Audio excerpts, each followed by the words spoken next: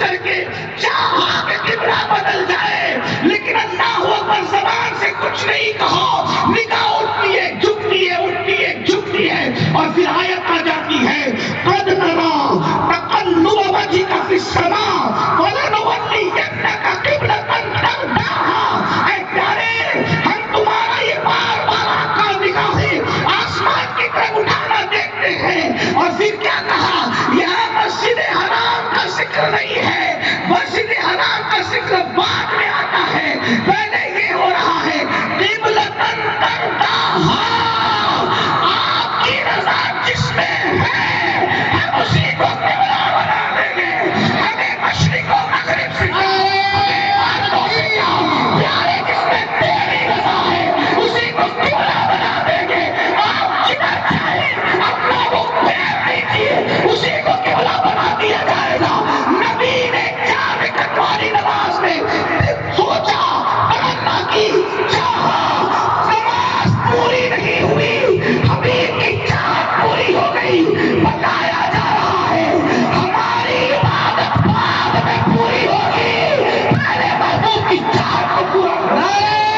اگر نماز نہیں پڑھو گے تو قبر میں تو جلو گے، لیکن دنیا میں بھی جلائے جائے، یاد رکھیں، دنیا بخاری شریف کی ایک حدیث ہے، مشہور حدیث ہے، اس کو دھیان سے سنیں۔ اللہ کے رسول صلی اللہ علیہ وآلہ وسلم فرماتے ہیں میرا دل چاہتا ہے کہ میں کسی کو کہوں کہ وہ اذان دے اور کسی کو کہوں کہ وہ نماز پڑھائے، اور پھر فرماتے ہیں میں محلے میں نکل جاؤں، بستی میں نکل جاؤں اور ان گھروں کو آگ لگا دوں اپنے ہاتھوں سے جس گھر کے لوگ مسجد میں نماز پڑھنے کے لیے نہیں آئے۔ یہ حدیث مشہور ہے، بہت بیان ہوتی ہے، اکثر بیان ہوتی ہے، دھیان سے سننا۔ میں نے آپ کو پہلے کہا تھا کہ میں آپ سے زیادہ ٹائم آپ کا نہیں لوں گا اور میں اپنی بات پر انشاءاللہ قائم رہوں گا، بہت مختصر میں آپ میں سے سن تو بہت اچھے سے رہیں، لیکن ٹائم زیادہ ہوا ہے، دھیان سے سننا۔ اپنے مسائل کا حل نہ سیاسی لیڈر کے دروازوں پر ہے، نہ وظائف میں ہے، نہ تعویذات میں ہے۔ اپنے مسائل کا حل نہ اپنے علماء کے پاس ہے، نہ اپنے لیڈروں کے پاس ہے، نہ اپنے پاس ہے۔ اپنے مسائل کا حل صرف اور صرف اپنے اللہ کی چوکھٹ پر ہے۔ بات یاد رکھنا، مسائل کا حل، کوئی مسئلہ آپ کا ہو وہ صرف رب کی بارگاہ میں حل ہو سکتا ہے، اور کوئی مسئلہ ایسا نہیں ہے جو رب کی بارگاہ میں حل نہ ہو سکتا۔ بات یاد رکھیے گا، اللہ کے سچے رسول صلی اللہ علیہ وآلہ وسلم فرما رہے ہیں کہ میرا دل چاہتا ہے کہ میں ان گھروں کو آگ لگا دوں جس گھر کے لوگ مسجد میں نماز پڑھنے کے لیے نہ آئے۔ ہم اس کو سنتے ہیں، ہوتے ہوئے نماز کی اہمیت میں کیا روایت ہے، سبحان اللہ، ماشاءاللہ، جو بھی آپ کو کہنا ہے، لیکن ایک بات، اب اس کو دوسری حدیث سے جوڑ کر اگر سمجھنے کی کوشش کریں آپ تو آپ کو کچھ سمجھ میں آئے گا۔ ہمارے علماء حدیث کو، قرآن کو سمجھانے کے لیے کبھی اشارت النص سے کام لیتے ہیں، ہے نا، اشارت النص سے بھی وہ کام لیتے ہیں، تو میں اشارت النص کے طور پر ایک بات کیا رکھنا چاہتا ہوں، دوسری حدیث کو جوڑ کر دھیان دینا۔ کیا اللہ کے رسول فرما رہے ہیں کہ میں ان گھروں کو آگ لگا دوں جس گھر کے لوگ نماز پڑھنے کے لیے مسجد میں نہیں آئے۔ ٹھیک، حضور نے آگ لگائی نہیں، کیونکہ وہ تو رحمت للعالمین ہیں، وہ آگ نہیں، وہ باغ لگانے آئے تھے۔ حضور مفتی اعظم کہتے ہیں کہ میرے دل کی لگی بھی بجھا دیجئے، نار نمرود کس نے بجھائی ہے۔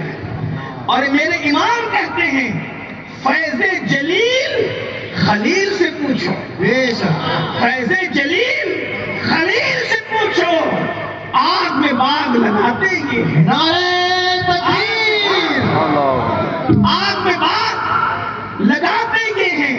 حضور رحمت للعالمین ہے جس نے چڑیوں کے گھونسلے کو اجاڑنے سے منع کیا، جس نے چونٹی کے بنوں کو جیب و نقصان پہنچانے سے منع کیا، جس نے مینڈکوں کو دریا سے دور کرنے سے منع کیا، وہ کسی انسان کے گھر میں آگ کیسے لگاتے؟ وہ تو رحمت للعالمین ہیں، انہوں نے آگ نہیں لگائی، لیکن انہوں نے اپنے غصے، اپنے جلال کا اظہار تو کر دیا۔ کیا کہا کہ میں ان گھروں کو آگ لگا دینا چاہتا ہوں جس گھر کے لوگ مسجد میں نہیں آتے۔ اب وہ تو رحمت للعالمین ہیں، ان کے دامن رحمت للعالمین پر یہ دھبا نہ لگے۔ قدرت کو کبھی گوارا اور منظور نہ تھا کہ حبیب کے بارے میں کوئی کہے کہ محبوب نے آگ لگا دی، وہ آگ لگانے نہیں آئے تھے، مگر یہ شان محبوبی ہے۔ حضور کرتے نہیں ہیں، حضور صرف چاہتے ہیں۔ حضور چاہے اس کو اللہ پورا کرتا ہے، کیونکہ اللہ قہار بھی ہے، جبار بھی ہے، بے نیاز ہے۔ اللہ اکبر۔ حضور کے چاہے کو وہ کیسے پورا کرتا ہے؟ حدیث پاک ہے، ام المومنین سیدہ عائشہ صدیقہ فرماتی ہے کہ رسول اللہ کی چاہت کو پورا کرنے میں اللہ بہت جلدی سے کام لیتا ہے، اللہ بہت جلدی کرتا ہے۔ اور انہوں نے مثال بیان فرمائی، فرماتی ہے کہ 4 رکعت والی نماز کے لیے کھڑے ہوئے اور اس کے بعد رسول اللہ کی یہ چاہت تھی کہ قبلہ بدل جائے، قبلہ تبدیل ہو جائے۔ حضور نے بولا نہیں، حضور نے عرض نہیں کیا، حضور نے دعا نہیں کی، صرف چاہا۔ 4 رکعت والی نماز شروع کر کے چاہا کہ قبلہ بدل جائے، لیکن اللہ اکبر زبان سے کچھ نہیں کہا، نگاہ اٹھتی ہے، جھکتی ہے، اٹھتی ہے، جھکتی ہے، اور پھر آیت آ جاتی ہے، قد نرا تقلب وجهك في السماء فلنولينك قبلة ترضاها۔ اے پیارے، ہم تمہارا یہ بار بار آقا نگاہیں آسمان کی طرف اٹھانا دیکھتے ہیں۔ اور پھر کیا کہا؟ یہاں مسجد حرام کا ذکر نہیں ہے، مسجد حرام کا ذکر بعد میں آتا ہے، پہلے یہ ہو رہا ہے قبلة ترضاها۔ آپ کی رضا جس میں ہے ہم اسی کو قبلہ بنا دیں گے، ہمیں مشرق و مغرب سے پیارے، جس میں تیری رضا ہے اسی کو قبلہ بنا دیں گے۔ آپ جدھر چاہیں اپنا رخ پھیر دیجیے، اسی کو قبلہ بنا دیا جائے گا۔ نبی نے 4 رکعت والی نماز میں سوچا، تمنا کی، چاہا، نماز پوری نہیں ہوئی، حبیب کی چاہت پوری ہو گئی۔ بتایا جا رہا ہے ہماری عبادت بعد میں پوری ہوگی، پہلے محبوب کی چاہت کو پورا کرنا۔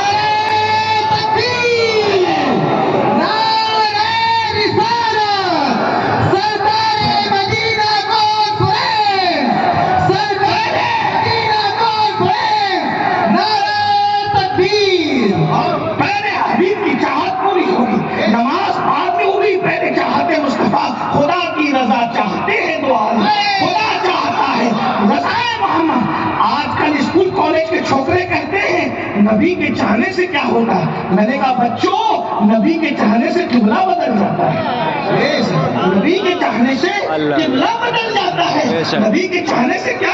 تو ایک بات سمجھ میں آئی، اب ایک بات اور سن لیں، نبی کے چاہنے سے قبلہ تو بدلا، اللہ اپنا قانون بھی بدلتا ہے۔ توجہ فرمانا، میں بڑی ذمہ داری سے، اللہ نبی کے چاہنے سے اپنا قانون بدلتا ہے۔ ایک بات رکھتا ہوں سمیٹتے ہوئے، اللہ کا قانون ہے فَانكِحُوا مَا طَابَ لَكُم مِّنَ النِّسَاءِ مَثْنَىٰ وَثُلَاثَ وَرُبَاعَ فَإِنْ خِفْتُمْ أَلَّا تَعْدِلُوا فَوَاحِدَةً، کہ تم نکاح کرو جو عورتیں تمہیں پسند آئیں، جو تمہارے من کو بھائیں، 2 3 4 اور اگر ان کے درمیان انصاف نہ کر سکو تو ایک ہی کرنا۔ یہ حکم کس کے لیے ہے؟ ہر مسلمان کے لیے۔ بولو بھائی، جب یہ حکم ہے مسلمان کے لیے، یہ آیت ہر مسلمان کے لیے ہے، حکم نہیں، یہ آیت جب مسلمان کے لیے مثنیٰ و ثلاث و رباع، یہ جو اللہ رب العزت کا فرمان آیا ہے، تو یہ اس میں کیا مولا علی شامل نہیں ہے؟ اس میں مولا علی قانون ہے اللہ کا، یہ تو صدیق اکبر کے لیے بھی ہے، یہ فاروق اعظم کے لیے بھی ہے، یہ عثمان غنی کے لیے بھی ہے، اور یہ مولا علی کے لیے بھی ہے، یہ آپ کے لیے بھی، میرے لیے بھی ہے۔ بولو ہے کہ نہیں؟ قانون سب کے لیے آیا کہ نہیں؟ لیکن رسول اللہ نے کیا کہا؟ علی، جب تک فاطمہ حیات ہے تم دوسرا نکاح نہیں کر سکتے۔ بولیے، اللہ نے کہا محبوب میں نے اجازت دی، تم کیوں منع کرتے ہو؟ کہا اللہ نے، بولو بھائی کوئی ثبوت ملتا ہے؟ نہیں۔ کیوں نہیں ملتا؟ کیونکہ اللہ کا ہم نبی کو ہم اللہ کا شریک نہیں مانتے بلکہ اللہ کا حبیب مانتے ہیں۔ یہ کیوں اور کیا؟ چنانچہ اگرچہ تیرا میرا کب ہوتا ہے؟ جب آدمی پارٹنر ہوتا ہے، شریک ہوتا ہے، تو یہ باتیں ہوتی ہیں کہ میں نے یہ کیا تو تو نے یہ کیوں کیا، ہے نا؟ اس میں کیونکہ آدمی جب پارٹنر ہوتا ہے، ہم نبی کو پارٹنر نہیں مانتے، ہم نبی کو شریک نہیں مانتے۔ یہ ہم پہ الزام ہے کہ یہ نبی کو اتنا بڑھا دیتے ہیں کہ خدا کا شریک کر لیتے ہیں۔ ہم نے کہا ارے جب ہم اپنے باپ کو گھٹا بڑھا نہیں سکتے تو رسول پاک کو کیا گھٹا بڑھا سکیں گے؟ اللہ اللہ باپ اتنا بڑا ہے، بولو آج تک کسی نے اللہ اکبر جو ہے وہ اپنی بیوی کو فہرست سے باہر کیا، وہ بیوی نہ رہی، بیوی کی فہرست سے نکل کے طلاق دیا تو بیوی نہ رہی، دوستوں کو کاٹ دیا وہ دوست نہ رہا، دشمن بن گیا۔ اسی طریقے سے قیاس کر لے، کیا کوئی اپنے باپ کو ختم کر سکتا ہے کہ باپ آپ کا باپ نہ رہے؟ باپ آپ کا باپ نہ رہے، آپ اس کو ختم کر سکتے ہیں؟ مجھے بتاؤ، جس کو خدا نے باپ بنایا نہ جب اس کو گھٹا سکتے ہو نہ بڑھا سکتے ہو، تو جس کو خدا نے رسول پاک بنایا تو اس کو کیسے گھٹا بڑھا سکتے ہیں؟ جب باپ گھٹ کر نہیں سکتا، اس لیے کہ بڑھاؤ گے تو دادا بنے گا، گھٹاؤ گے تو بیٹا بنے گا۔ بولو ہے کسی کا باپ ایسا جو کبھی بیٹا بن جائے کبھی دادا بن جائے؟ نہیں نا، باپ باپ ہی رہتا ہے۔ سارے 73 فرقوں کے مولوی بھی اگر اجتماعیت کے ساتھ کہیں اب سے فلاں کے ابا ابا نہیں بلکہ بیٹے کہلائیں گے، بولو ہوگا ایسا؟ نہیں ہوگا۔ یا دادا کہلائیں گے، ہوگا ایسا؟ نہیں۔ پتا چلا جس کو خدا باپ بناتا ہے تم سب مل کے بھی نہ گھٹا سکتے ہو نہ بڑھا سکتے ہو، تو جس کو خدا اپنا محبوب رسول پاک بناتا ہے اس کو کیسے گھٹا بڑھا سکتے ہو؟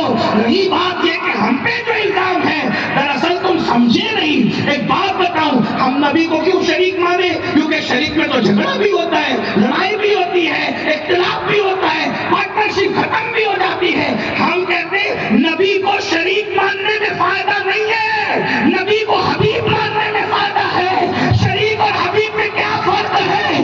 یاد رکھنا، پارٹنر سے حساب کتاب ہو رہا تھا، وہ 5000 کدھر گئے، 50 کدھر گئے، ایسے میں بیٹا آیا، ابو نیا موبائل نکلا ہے، کتنے کا بیٹا؟ 2.5 لاکھ کا، جاؤ لے لو۔ کوئی سوال کرے گا؟ ارے 50 روپے پہ 5000 روپے میں جھگڑا کر رہا تھا، ادھر حساب کتاب کر رہا تھا، ادھر 2.5 لاکھ اٹھا کے دے دیا، تو آدمی کیا کہے گا؟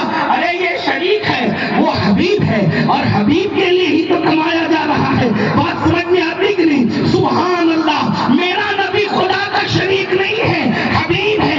اگر شریک ہوتے تو سورج ڈوبا ہوا پل جاتے، معاذ اللہ ثم معاذ اللہ، تو کہاں جاتا؟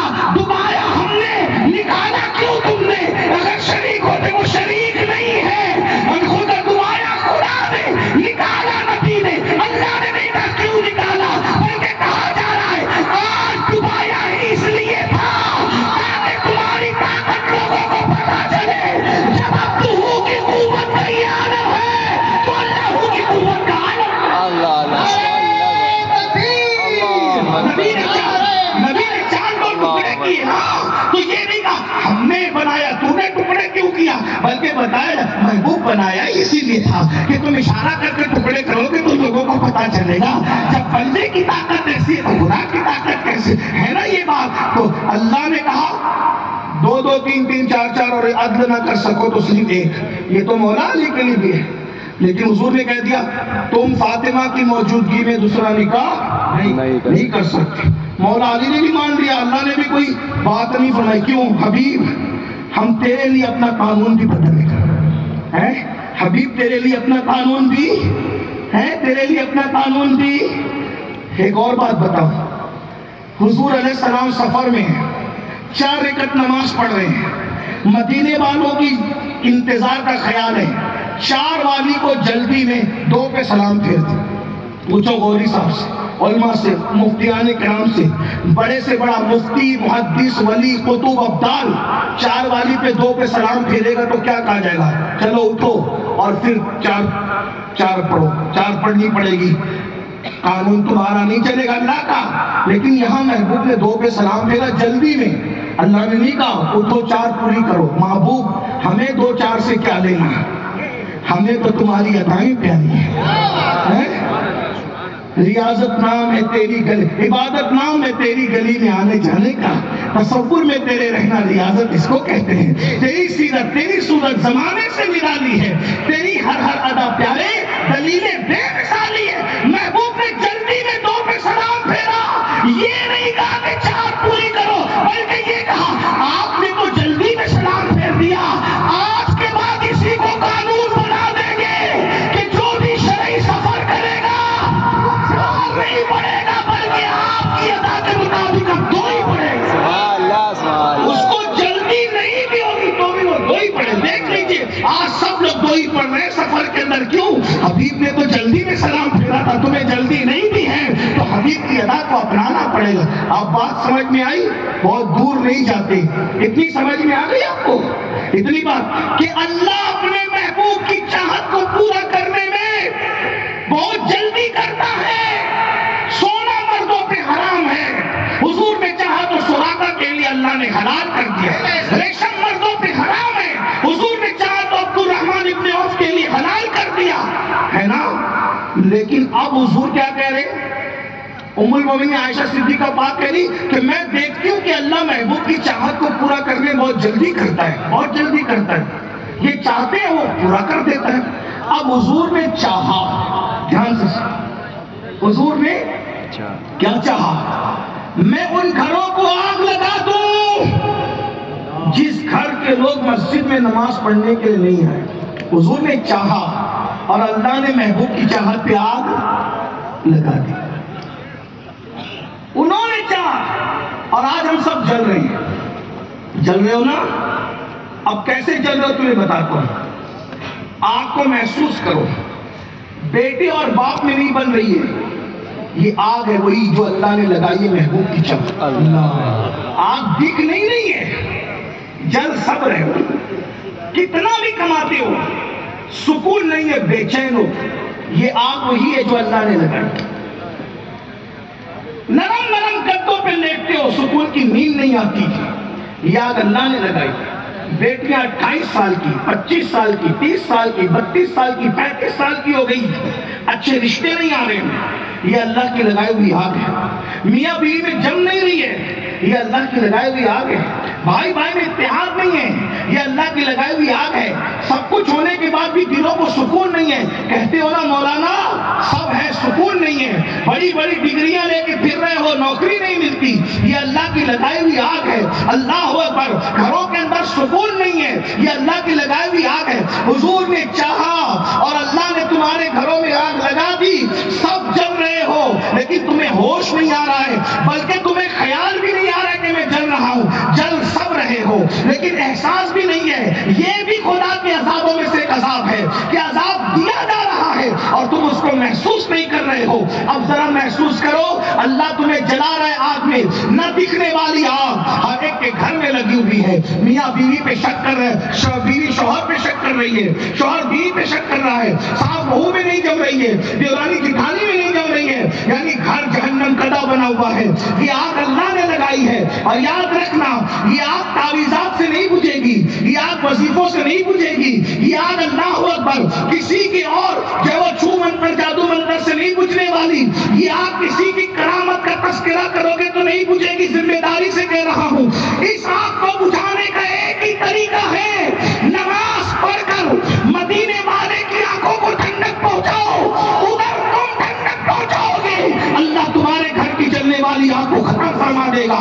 اور اگر تم نے یہ نہیں کیا تو یہ آگ جلتی رہے گی، اس کا نقصان اٹھاتے رہو گے۔ دیکھا جو بے نمازی پر تمہیں دنیا میں جلا رہا ہے ہے وہ تمہیں جہنم میں نہیں جلائے گا. اس لیے میرے بھائیو آؤ 10 منٹ کا ٹائم نکال لو نماز کے لیے, صرف 10 منٹ کا ٹائم. آج سے نمازی بننے کی کوشش کرو. اور یاد رکھنا, آپ کیا سمجھتے ہو نماز کی برکت سے کیا نہیں ملتا؟ کچھ لوگ سوچتے ہیں ارے یہ مولانا لوگ ہمیں ایسے ہی کرتے ہیں. میرے بھائی اگر تم متقی بن جاؤ, نمازی بن جاؤ, تو نماز کی برکت سے جب اللہ ملتا ہے تو غور کرنا کیا نہیں مل سکتا.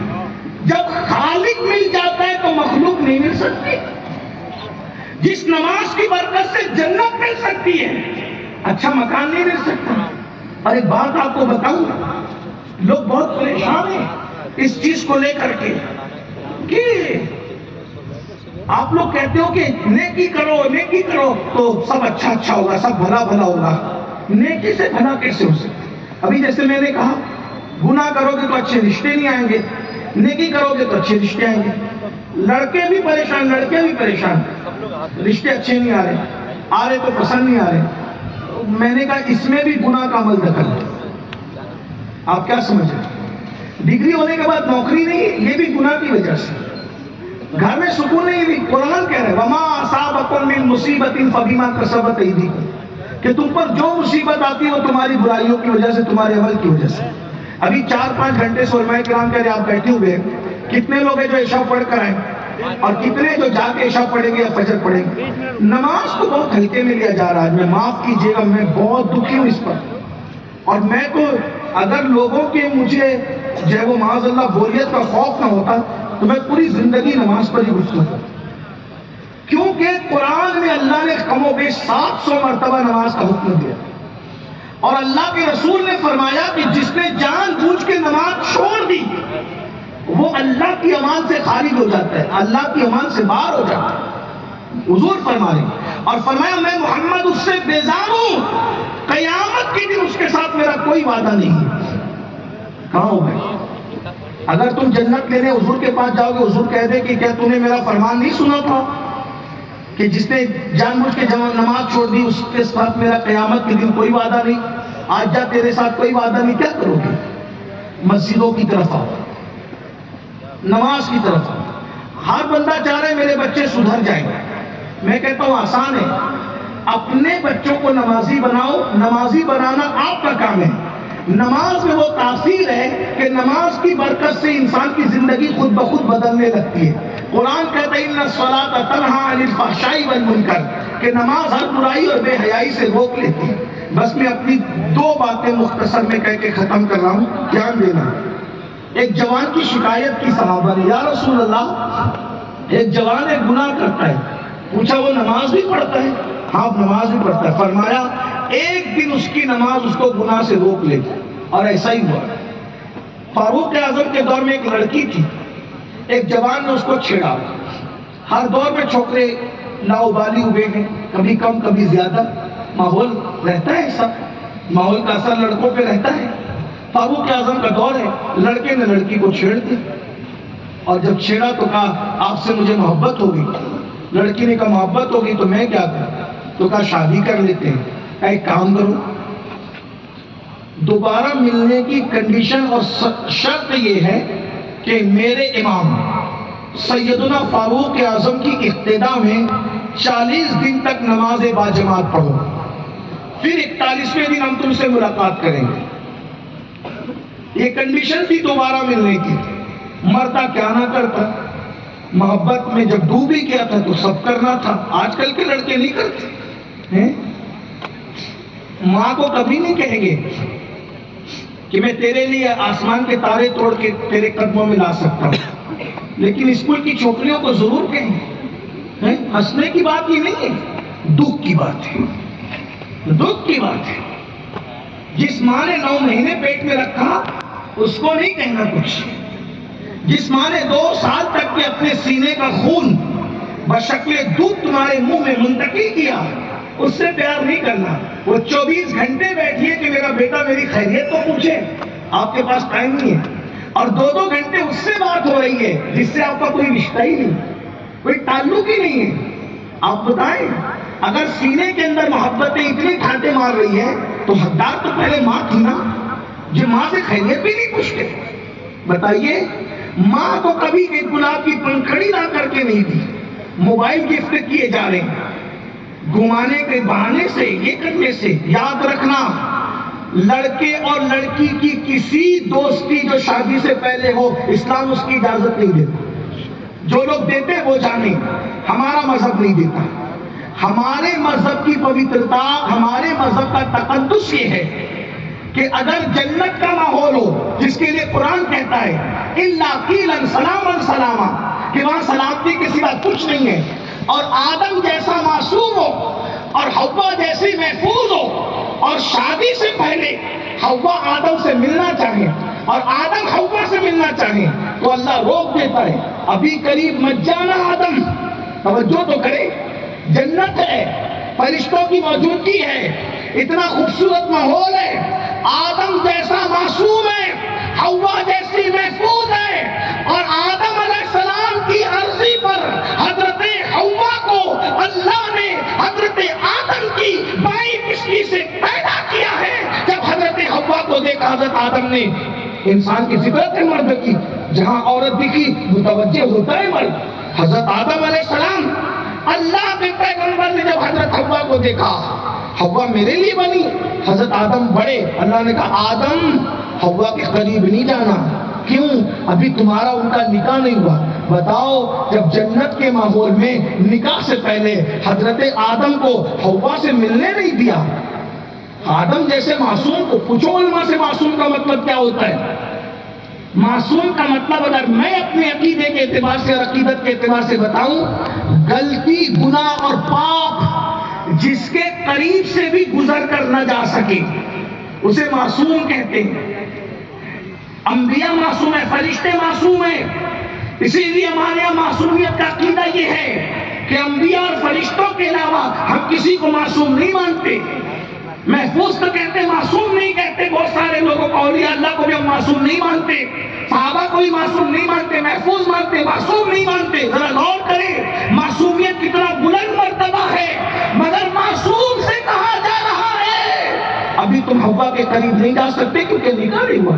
اور ہماری بیٹیاں نکاح سے پہلے لڑکوں کے ساتھ بائک پہ گھوم رہی, اور ماں اس کو گائیڈ کرتی ہے. آج کل تو نیا دور ہے, جا سکتے بھابیاں گائیڈ کرتی ہے, بڑی بہنیں گائیڈ کرتی ہے. اللہ اکبر, منگیتر کے ساتھ بھی اسلام,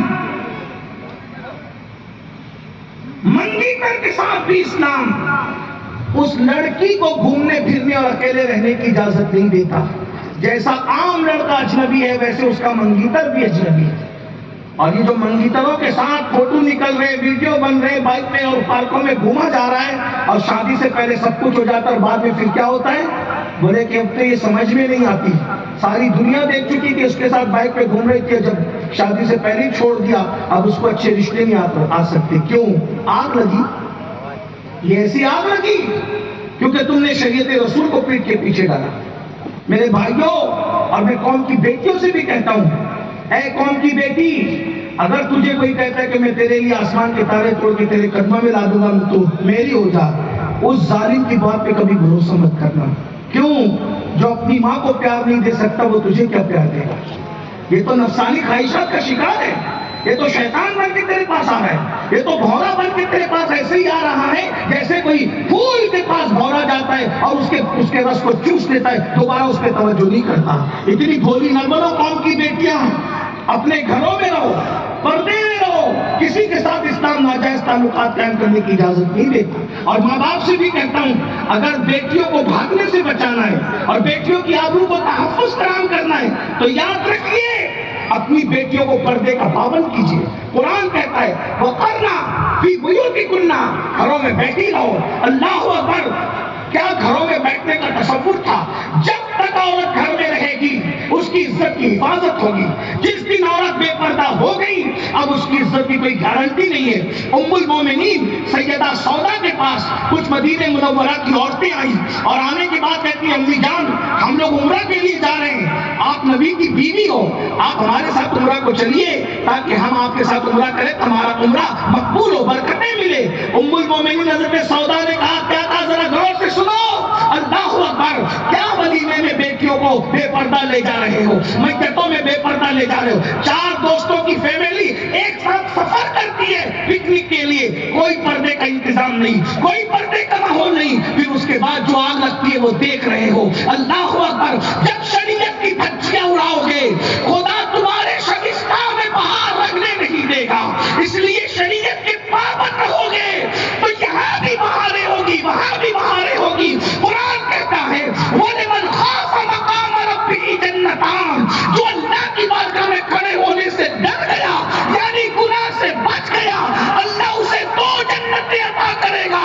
صوفیہ کہتے ہیں اللہ اس کی دنیا کو بھی جنت بنا دے گا، اس کی آخرت کو اسے جنت عطا فرما دے گا.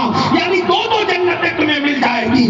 ایک 2 جنت کا تو وہ کہ اللہ جنت میں 2 جنتیں عطا کرے گا، اور ایک یہ کہ دنیا بھی جنت بن جائے گی، آخرت میں بھی جنت عطا کی جائے گی. خدا کے لیے شریعت کی حدوں کو مت پھلاؤ. اللہ اکبر. میرے آقا نے فرمایا اگر مریم جیسی خاتون ہو اور داؤد جیسا مرد ہو اور دونوں ایک ساتھ اکیلے رہنا چاہیں تو میں مریم جیسی عورت کو داؤد جیسے معصوم کے ساتھ اکیلے رہنے کی اجازت نہیں دے سکتا. میرے بھائیو بتاؤ، آج بچیاں اکیلے پکنک پہ جا رہی ہے، اکیلے کسی اجنبی کی بائک پہ بیٹھ کے جا رہی ہے، فون پہ لمبی لمبی باتیں کر رہی ہے، ماں باپ روکنے کو تیار نہیں ہے. آج یہ وہ کیا تقدس کا ماحول تھا. ام المومنین حضرت سودا کو جب نفلی عمرہ کی دعوت دی گئی تو ام المومنین نے کہا بیٹیو تم جاؤ عمرہ کرنا، تمہیں مبارک ہو.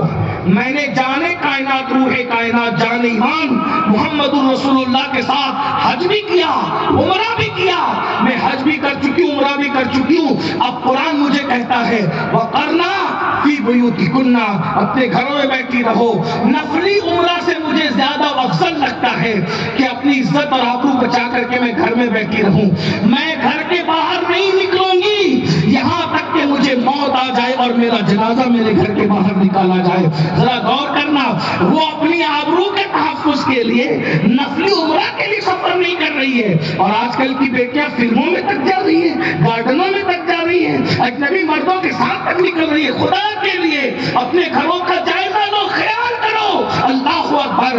اس لڑکی نے جب اس کو کہا، اس لڑکے نے کہ تجھ سے محبت ہو گئی، تو اس نے کیا کہا 40 دن میرے امام فاروق اعظم کے پیچھے نماز پڑھ، 41 دن پھر ملیں گے، پھر بات کریں گے. مرتا کیا نہ کرتا، 40 دن فاروق اعظم جیسے امام کے پیچھے نماز پڑھی، 40 دن پڑھی نماز. 41ویں دن اس نے دیکھا کہ وہ لڑکا نہیں آیا، کوئی خبر ہی نہیں، تو اپنی کنیز کو بھیجا اور کہا کہ جاؤ اس سے پوچھو اب کیا خیال ہے. کنیز نے کہا کیا خیال ہے؟ کہا اس سے کہہ دینا جب تک یار دل میں نہیں بسا تھا نگاہیں آوارگی کرتی تھی، عمر کے پیچھے 40 دن نماز پڑھی تو میرا دل بدل گیا، اب دل میں یار بس گیا، اب کسی کے لیے گنجائش ہی باقی نہیں رہی. ذرا غور تو فرمائیے، نماز کی تبدیلی، نماز کی برکت. اگر چاہتے ہو کہ بچے آوارگی نہ کریں، نمازی بناؤ. بیٹیاں آوارگی نہ کریں، نمازی بناؤ. اور یہ ساری چیزیں آج میں نے کوئی جو بیان کی، کوئی نہیں لگی آپ کو؟ نہیں لگی، لیکن یہ نئی نہیں ہے. یہ سب بہت برسوں صدیوں پرانی باتیں ہیں. مگر آپ کو نئی کیوں لگی؟ اس لیے کہ آپ نے علم نہیں پڑھا، آپ کو معلومات ہی نہیں ہے. تو ہو سکتا ہے کچھ لوگوں کو ہم نے پہلی بار سنا، لیکن یہ تو 1400 سال پہلے سے لکھی ہوئی نا کتابوں میں، 1200 سال پہلے سے لکھی ہوئی کتابوں میں. میرے بھائیوں پڑھو، تعلیم کو ہم کرو. اسکول پڑھنے کے لیے، کالج پڑھنے کے لیے 25 سال لگا رہے ہو، لگاؤ، ہمیں منع نہیں ہے. ہم بھی پڑھ رہے ہیں، اپنے بچوں کو بھی پڑھا رہے ہیں، آپ بھی پڑھاؤ. ہم تو کہتے ہیں اگر دوسری قوموں کے کندھے سے کندھا لگا کر کے بیٹھنا ہے، چلنا ہے اور عزت کے ساتھ جینا ہے، تعلیم عام کرو. دنیاوی ایجوکیشن اتنا عام کرو کہ گریجویٹ سے کم ہمارا کوئی بچہ بچی نہیں رہنا چاہیے. لیکن اسی کے ساتھ مذہبی تعلیم بھی ہمارے بچوں کو اتنی ہونا چاہیے کہ اگر گھر میں بچہ پیدا ہو تو اذان بھی ہم خود ہی دیں، اور کسی کا انتقال ہو جائے تو جنازہ بھی ہم خود ہی پڑھائیں. اتنا علم اپنے گھر والوں کو دو. آپ تو فاتحہ کے لیے بھی ڈھونڈتے ہو کہ مؤذن کدھر ہے. آپ تو گھر میں اذان دینے کے لیے بھی بچہ پیدا ہوتا، بچہ پیدا ہوا آپ کے گھر میں اور انتظار ہو رہا ہے کہ کوئی آئے گا تو اذان دے گا. اقبال نے کہا تھا دی اذانیں کبھی یورپ کے کلیساؤں میں اور افریقہ کے تپتے ہوئے صحراؤں میں، دشت تو دشت دریا بھی نہ چھوڑے ہم نے، پہلے ظلمات میں دوڑا دیے گھوڑے ہم نے۔ انہوں نے جب افریقہ کے صحراؤں میں اور انہوں نے جب اللہ اکبر جب وہ کلیساؤں میں اذان پڑھی تھی، ارے وہ کلیساؤں میں اذان پڑھنے والے تھے وہ جوان، اور تجھے کیا ہو گیا؟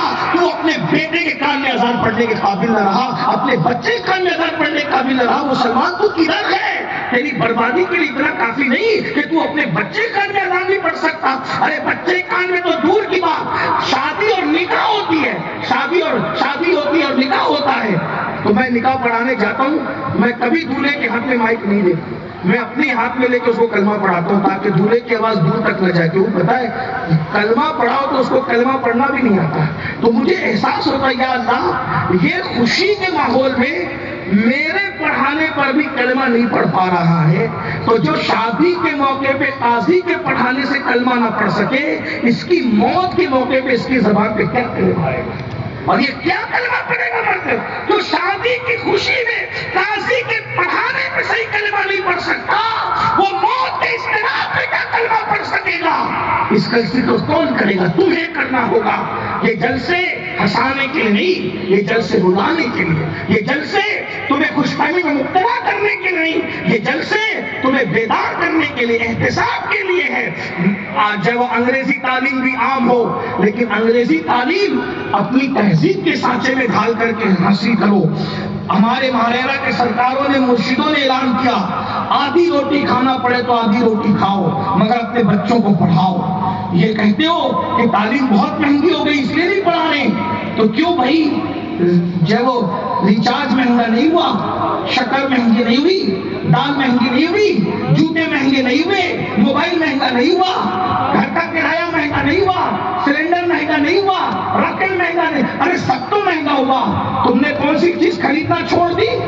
کپڑے مہنگے ہونے پہ کپڑے بنانا چھوڑ دیے، جوتے مہنگے ہونے پہ جوتے خریدنا چھوڑ دیا، ریچارج مہنگا ہونے پر تم نے موبائل میں ریچارج کرنا چھوڑ دیا۔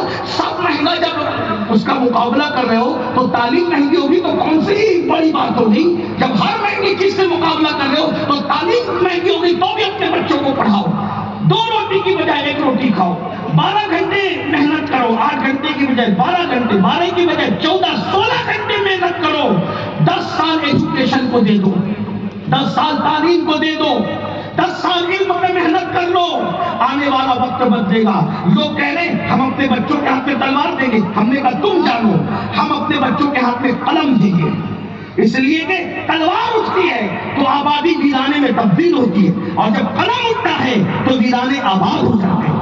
اسلام برباد کرنے نہیں آباد کرنے آیا ہے، اس لیے آپ سب محنت کرو۔ اور جو لڑکے 10ویں پڑھ کے 12ویں پڑھ کے تعلیم چھوڑ چکے، میں ان سے ہاتھ جوڑ کے کہتا ہوں میرے بھائیوں، میرے نوجوانوں، میرے بچوں، آپ آن لائن تعلیم حاصل کر سکتے ہو، آپ پارٹ ٹائم نکال کر کے تعلیم حاصل کر سکتے ہو، آپ گھر میں بیٹھے ہوئے کورسز کر سکتے ہو، گھر میں بیٹھے مت رہو۔ اپنا مذہب کہتا ہے، کیا کہتا ہے اپنا مذہب؟ اطلب العلم من المہد الی اللحد، ماں کی گود سے قبر میں جانے تک علم حاصل کرو، بیٹھنا نہیں ہے۔ علم کی کوئی حاصل کرنے کی کوئی عمر نہیں ہوتی، روز پڑھو، روز پڑھو۔ مردے میں اور زندہ میں فرق کیا ہے بتاؤں؟ مردہ اور زندہ میں فرق کیا ہے؟ مردہ لکھتا نہیں ہے، زندہ لکھتا ہے۔ جس کے ہاتھ میں قلم ہے وہ زندہ ہے، جس کے ہاتھ میں قلم نہیں ہے وہ مردہ ہے۔ یہ صرف میں نہیں کہہ رہا ہوں، ہندوستان کا بادشاہ بہادر شاہ ظفر نے ایک غزل لکھی تھی، خوبصورت غزل، اس نے اس فلسفے کو بیان۔ دیکھو بادشاہ کتنا پڑھا لکھا تھا اور تمہیں عقل نہیں آ رہی، وہ بادشاہ اتنا پڑھا لکھا تھا، کیا فکر پیش کرتا ہے۔ بادشاہ کہتا ہے اللہ اکبر، آندھیاں غم کی چلیں گی تو سنور جاؤں گا، آندھیاں غم کی چلیں گی تو سنور جاؤں گا، اور تیری زلفیں نہیں ہوں کہ میں بکھر جاؤں گا۔ لکھنؤ میں شعر پڑھ رہا ہوں بہادر شاہ ظفر کا، دلی میں لکھا ہوا شعر لکھنؤ میں پڑھا۔ جب ہم شعر پڑھتے ہیں لوگ چپ رہتے ہیں تو ہم ان کو تانا دیتے ہیں راجستھان میں، گجرات میں، کہ یہ شعر لکھنؤ میں پڑھا ہوتا تو لوگ سمجھتے ہائے لکھنؤ سے بھی علم رخصت ہوا ہے، کہاں گیا وہ فرنگی محل کا علمی شباب ہے، کہاں گیا اللہ اکبر وہ شاہ مینا رحمت اللہ تعالی علیہ کے علمی روب و دبدبے کی رمق اور دمک، کہاں گیا اللہ اکبر وہ لکھنؤ کے بڑے بڑے مفتیوں کی اللہ اکبر. فضل خیر آبادی جیسے کہ فتوے کی رمق اور دھمک آج تک جو پوری دنیا میں محسوس کی جا رہی ہے وہ لکھنؤ ہی کا تو حصہ تھا. اللہ اکبر. ملا نظام الدین کے علم کی رمق کہاں گئی؟ جو قوم جس کے علم، جس کے تہذیب، جس کا تمدن، جس کے شعر فہمی پوری دنیا میں ضرب المثل ہے، آج وہ قوم شعر سمجھنے سے بھی آری ہو گئی، اتنا علمی فقدان ہو گیا. لیکن بارہ میں پڑھ کے رخصت ہو رہا ہوں، میں بات پوری کر رہا ہوں. بہادر شاہ ظفر نے کہا تھا، کہتے ہیں آندھیاں غم کی چلیں گی تو سنور جاؤں. دیکھو آندھی چلنے پہ لوگ بکھرتے ہیں، بہادر شاہ ظفر کی فکر دیکھو. کہتا ہے کہ جب آندھیاں غم کی چلتی ہے تو مومن نہیں بکھرتا. کسی کی زلفیں بکھر جاتی ہے، مومن نہیں بکھرتا. مومن تو سنورنے کے لیے کہتے ہیں آندھیاں غم کی چلے گی تو سنور جاؤں گا، تیری زلفیں نہیں ہوں کہ میں بکھر جاؤں گا. اور کہتے ہیں مجھ کو سولی پہ چڑھانے کی ضرورت کیا ہے؟ بہادر شاہ ظفر کہے مجھ کو سولی پہ چڑھانے کی ضرورت کیا ہے؟ میرے ہاتھوں سے قلم چھین لو مر جاؤں گا، میرے ہاتھوں سے قلم چھین لو. پتا چلا موبائل لے کے جینے والوں، موبائل میں زندگی نہیں ہے، زندگی تو قلم میں ہے، زندگی تو کتاب میں ہے، زندگی تو ایجوکیشن میں ہے. اٹھو، ایک حوصلے کے ساتھ اٹھو، خود بھی پڑھو، بچوں کو بھی پڑھاؤ. کم سے کم گریجویٹ ہونا چاہیے ہر بچہ بچی، اور علم دین اتنا ہو کہ قربانی کے موقع پہ مولانا مت ڈھونڈو، تمہارے جانور قربانی کے اپنے ہاتھ سے ذبح کر سکو. میرے بھائیوں کو کہا تھا، آگے پھر سن لیجئے، اچھا کلام ہے. یاد آ گئی بہادر شاہ ظفر کی تو کہہ رہا ہوں، مجھ کو سولی پہ چڑھانے کی ضرورت کیا ہے؟ میرے ہاتھوں سے قلم چھین لو مر جاؤں گا. تجھ سے بچھڑا تو یہ نہ پوچھ کدھر جاؤں گا، تجھ سے بچھڑا تو یہ نہ پوچھ کدھر جاؤں گا.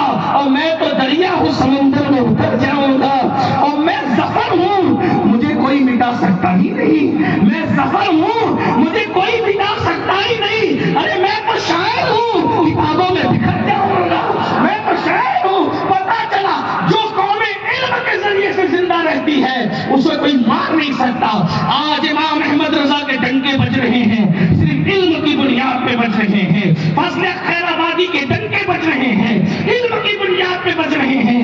امام بخاری کا ذکر آج بھی اگر محفلوں میں لیا جاتا ہے علم علمی خدمات کی بنیاد پر، امام کشیری کا نام لیا جاتا ہے رسالہ کشیریہ کی بنیاد پہ، غریب نواز کا نام لیا جاتا ہے علمی خدمات کی بنیاد پہ. میرے بھائیو آؤ علم کی طرف، اس جلسے سے علم کا پیغام لے کر کے جاؤ. اور ایک بات یہ بھی کہہ دوں، باپ کے اشارے ثواب پر لوگوں کو کھانا کھلانے سے اس وقت زیادہ ضرورت یہ ہو گیا ہے کہ بچوں کو قلم دے دو، بچوں کو کتاب. کھانا کھلانے کا منکر نہیں ہوں، بالکل کھلاؤ، لیکن یاد رکھنا ہر دور کی ضرورتیں جدا ہوتی ہے، ہر دور کی جو وہ اہمیتیں الگ الگ ہوتی ہے. لوگ کہتے ہیں اگر قلم دیں گے تو کیا ہوگا. میں نے کہا ہمارے مرشد سرکار مخدوم اشرف جہانگیر سمنانی نے اس کی اہمیت کو بتایا. ان کے ملفوظات ہیں لطائف اشرفی، اس میں وہ ایک قرآن کی آیت کی تفسیر بیان کرتے ہیں، تفسیر صوفیانہ، کیونکہ قرآن کی ایک ایک آیت کی 70 ہزار تفسیر ہے نا. تو وہ کہتے ہیں سورۃ النبا کی آخری آیت ہے وَيَقُولُ الْكَافِرُ يَا لَيْتَنِي كُنتُ تُرَابًا. غور کرنا، لوگ کہتے ہیں مدرسے میں کیوں دے، تعلیم پہ کیوں خرچہ کرے. میں نے کہا کیوں کرے وہ سمجھو. لوگ یہ چاہتے ہیں، ایک بار آپ کو بتاؤں، ہمارے یہاں کچھ ہمارے لیڈر لوگ چاہتے ہیں کہ ہماری قوم نہ پڑھے. لیڈر سے مراد کون؟ صرف سیاسی لیڈر نہیں، کچھ مذہبی لیڈر بھی چاہتے ہیں کہ قوم نہ پڑھے. وجہ کہ جب تک قوم نہیں پڑھے گی تو ان کی دکانداریاں چلتی رہیں گی، قوم بیوقوف تبھی تک بنتی رہے گی. پیروں کو سجدہ کون کرے گا؟ جاہل ہوگا تو کرے گا نا. عالم ہوگا تو اس نے کب پیر کو سجدہ کرنا ہے. عالم ہوگا تو وہ کہے گا میں تو رسول اللہ کو بھی سجدہ کرنے کو حرام سمجھتا ہوں. عالم کہے گا. سن لیجئے، اس لیے کہ اس کو پتا ہے کہ نبی کی محبت بھی حدود شرع میں ہو تو کام دیتی ہے، اور شریعت کی حدیں توڑ دو تو نبی کی محبت بھی کام نہیں دیتی. کہ وہ غیر المغضوب کے ساتھ جو ہے وہ اس کا مصداق بنا دیتے. اور عیسائیوں کو غیر المغضوب کیوں کہا گیا، مغضوب ان کو کیوں کہا گیا؟ اس لیے کہ نبی کی محبت میں، کا بیٹا کہہ دیا، کام آئی محبت؟ جب نبی کی محبت بھی حدود شرع میں رہنا چاہیے تو یہ کون کرے گا؟ پڑھا لکھا کرے۔ دیکھ لیجئے، جاہل اپنے پیر کو تک سجدہ کرتا ہے، جاہل مزار کو تک سجدہ کرتا ہے، لیکن عالم نبی کے جلووں کو دیکھ کے کہتا ہے پیش نظر وہ نوبہار، سجدے کو دل ہے بے قرار، اور عشق تو کہہ رہا ہے کہ سجدہ کرو مگر نہ روکیے، سر کو روکیے۔